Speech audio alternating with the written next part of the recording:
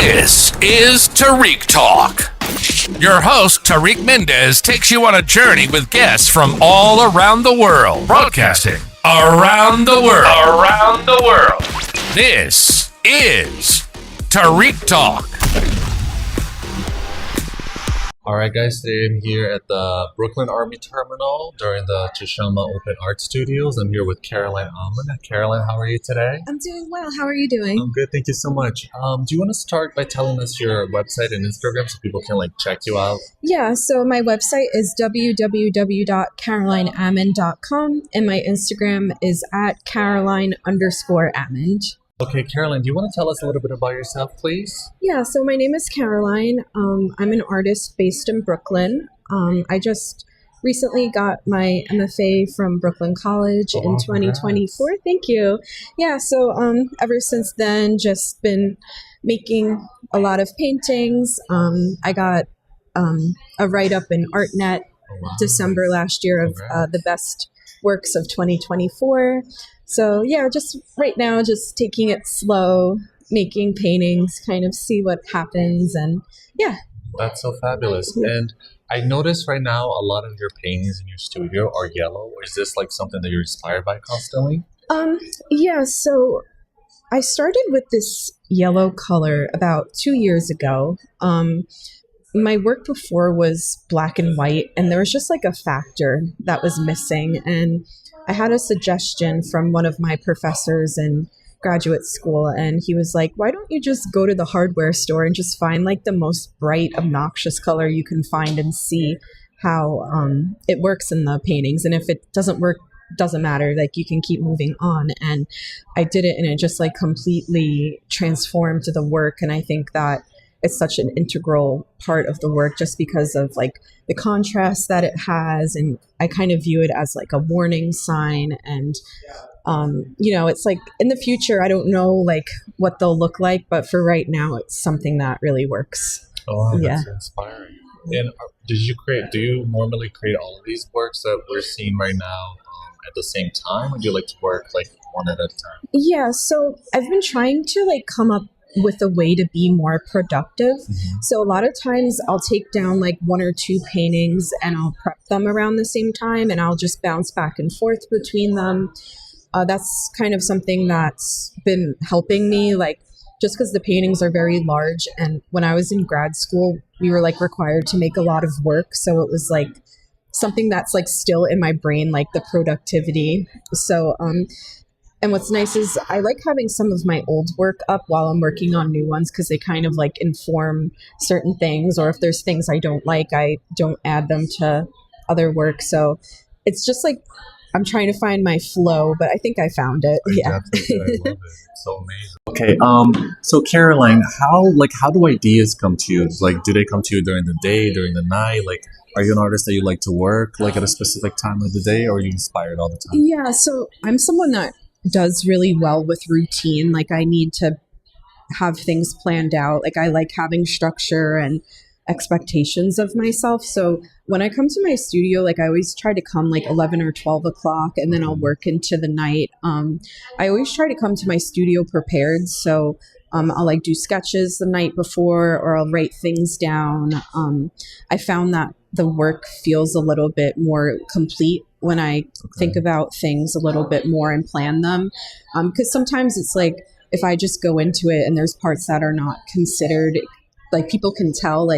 I feel people can notice when I'm being honest in my paintings, and when things aren't so considered. So yeah, that's kind of how I work, just constantly thinking of things, trying to sketch. But I do get most of my ideas at night and stuff. Yeah. And when you sketch your ideas, do your paintings come out exactly how you first had the not idea, at all. Or do you like the spontaneous process? Yeah, so they do sometimes, they do kind of inform where things are, but I find that I edit my work a lot. So I'll move things slightly over, or I'll add something different, or I'll remove something. So it's kind of just a sounding board, but I still think it's critical, even though things change. Yeah. Oh, that's fabulous. Yeah. And are you always creatively active, or do you like to kind of have moments where you just enjoy life and go back to normal life, or do you like to be always like surrounded by art and thinking of art? Yeah, I have like some days where I strictly just try to relax. Like I'll try to like do that on like Sunday or something, where I'll like go out with friends, or I'll just like sleep in or read or watch a movie. And like that's kind of like my way of settling down. But I feel like I'm always kind of thinking in my head like what I want to do next. And I think that's just like how I operate. That's fabulous. Yeah. And I have to say, you have the coolest outfit on. Like you definitely, I could definitely see you like having the same hat with like your own paintings and doing like a major collab.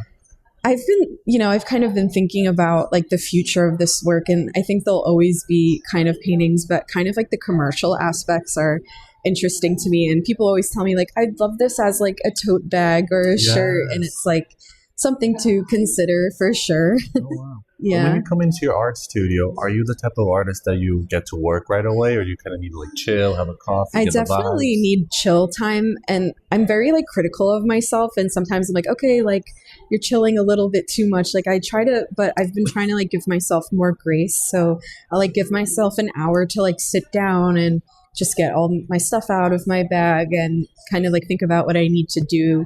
But once I get going, it's fine. But I definitely need a little bit of time to just relax. That's so fabulous. And can you tell us a little bit more about the work that we're seeing right now in your studio? Yeah, so it's changed a little bit the last 2 years, but the main thing I'm interested in is like the tradition of Venus paintings, like, like the lounging nude paintings and things of that echelon. And I kind of consider my work like oppositional Venuses, because they're like in conversation with like a visual lineage where like women are depicted as like passive and ornamental. And I kind of view my work as kind of like, I view them as cartoons, and I say that to people like just to give like a better entry point, but kind of like the opposition to like kind of like these stereotypes in these like paintings of, traditionally beautiful women and standards of such